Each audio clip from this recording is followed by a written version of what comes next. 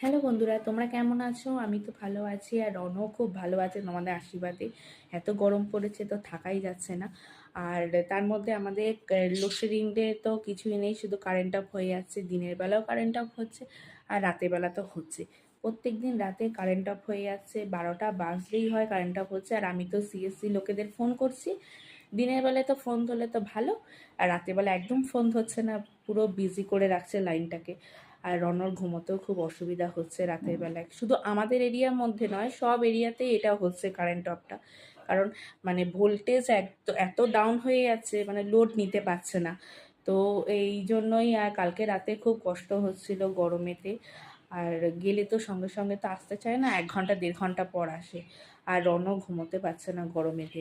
তো আমাদের শ্বশুরবাড়ি মানে দমদম এরিয়াতেও হচ্ছে, আর আমাদের বরিশা এরিয়াতেও হচ্ছে।